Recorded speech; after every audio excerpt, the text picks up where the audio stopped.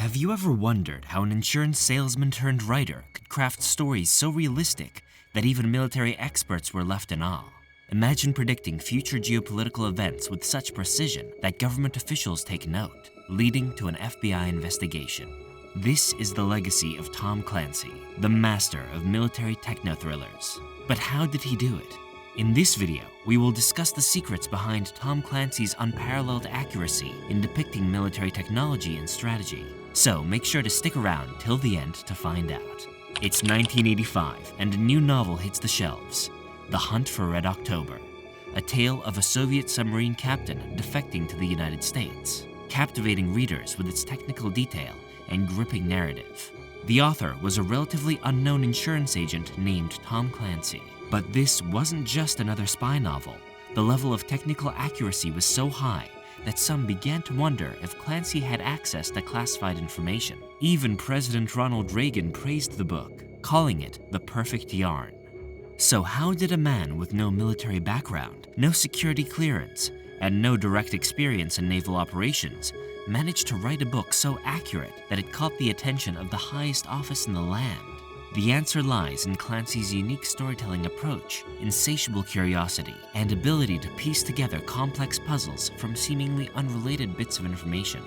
Born in 1947 in Baltimore, Maryland, Clancy had always been fascinated by military history and technology. As a child, he played with military-themed toys and dreamed of serving in the armed forces. However, his poor eyesight prevented him from pursuing a military career. Undeterred, Clancy channeled his passion into writing. He devoured technical manuals, military journals, and any publicly available information he could get his hands on. His process was simple yet effective. Read everything, question everything, and connect the dots. Clancy's method was akin to that of an intelligence analyst. He would gather vast amounts of open-source information, analyzing and synthesizing it to create a coherent picture of military capabilities and strategies. This approach allowed him to write with a level of detail and accuracy that was unprecedented in fiction. But Clancy didn't stop at just reading. He reached out to experts, attended military expos, and even visited naval bases. He cultivated relationships with military personnel, not to gain classified information, but to understand the culture, the mindset, and the human element behind the technology. This combination of thorough research and human insight allowed Clancy to create stories that were not just technically accurate, but also psychologically compelling. He could describe the inner workings of a nuclear submarine with the same ease as he could portray the thoughts of a submarine captain facing a life-or-death situation.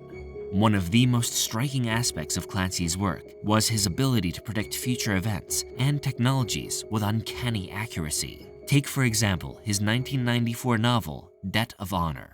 In this book, Clancy described a scenario where a commercial airliner was used as a weapon to attack the US Capitol during a joint session of Congress. 7 years later, on September 11, 2001, the world watched in terror as terrorists used passenger planes to attack the World Trade Center and Pentagon. The 9/11 Commission report later cited Clancy's work, noting that while intelligence officials were aware of his novels, they failed to take seriously the possibility of such an attack. This highlighted a crucial aspect of Clancy's genius, his ability to think outside the box and imagine scenarios that even seasoned military strategists overlooked. But Clancy's predictive abilities weren't limited to single events. His 2010 novel, Dead or Alive, featured a terrorist mastermind living in a compound near a major city rather than hiding in remote caves. Just a year later, Osama bin Laden was found and killed in a compound in Abbottabad, Pakistan, not far from a military academy. Even in the realm of geopolitics, Clancy seemed to have a crystal ball. His video game, Ghost Recon, released in 2001, predicting a Russian invasion of Georgia in 2008. The actual conflict began in August 2008, just a few months off from the game's April prediction. Clancy's research went far beyond simply reading publicly available documents. He built relationships with military personnel, weapons manufacturers, and technology experts. While he never accessed classified information, he used these connections to understand the direction of military technology and strategy. One of Clancy's frequent collaborators, John D. Gresham, described the author's process. Tom would call up and say, "I need to know what a submarine looks like from the inside," and we'd go find someone who could tell him. This approach allowed Clancy to paint incredibly detailed and accurate pictures of military operations and technology. In The Hunt for Red October, for instance, he described submarine operations with such precision that some readers believed he must have had access to classified information. Clancy's genius lay in his ability to understand the human element of military operations. He didn't just describe how a piece of technology worked, he explored how it would be used in real-world scenarios, how it would affect strategy and tactics, and how it would impact the people operating it. This holistic approach to storytelling sets Clancy apart from other thriller writers. His books influenced public perception of the military and even affected its thinking. Some of his novels, like The Sum of All Fears, which dealt with nuclear terrorism, were reportedly used as case studies by military planners. In fact, Clancy's work became so respected in military circles that he was invited to speak at military academies and think tanks. His books were read not just for entertainment, but for their insights into potential future conflicts and technologies. But with this influence came scrutiny. The FBI investigated Clancy, concerned that he might have access to classified information. They found nothing, of course. Clancy's secret wasn't insider knowledge. It was his unparalleled ability to analyze open-source information and see connections and possibilities that others missed.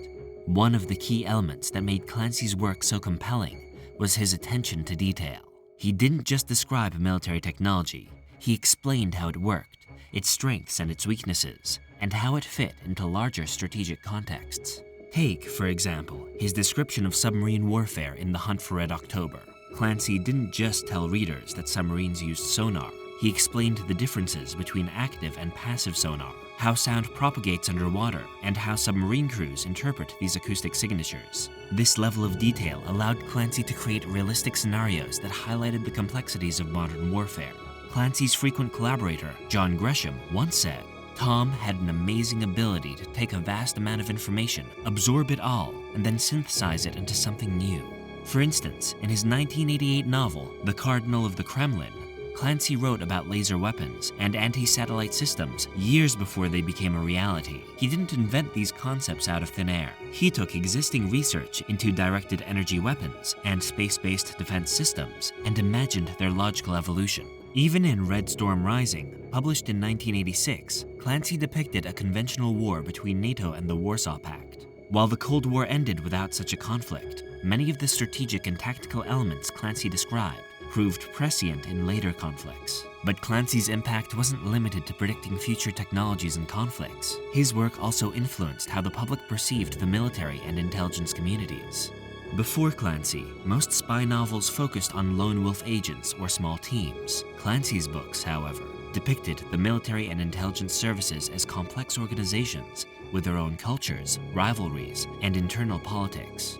This more nuanced portrayal resonated with readers, including many within the services themselves. It humanized the men and women serving in these roles and gave the public a greater appreciation for the complexities of modern warfare and intelligence gathering.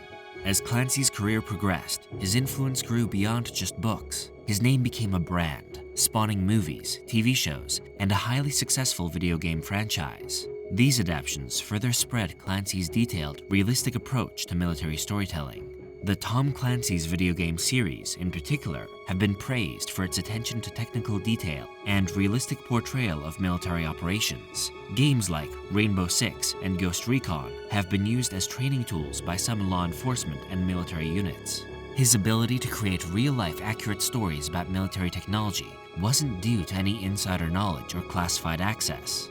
It was the result of his incredible work ethic, his meticulous research process, and his unique ability to synthesize vast amounts of information into coherent, compelling narratives. Clancy showed us that sometimes the truth isn't hidden in classified documents or secret briefings. Sometimes the truth is hiding in plain sight, waiting for someone with the right mind to piece it all together.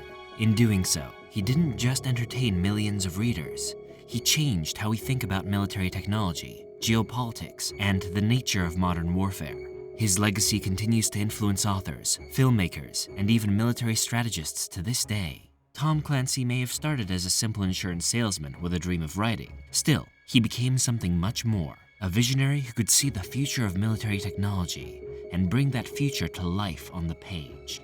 What do you think about Clancy's approach to research and writing? Have you ever read a Tom Clancy novel that seemed to predict a real-world event? Let us know in the comment section, and don't forget to subscribe.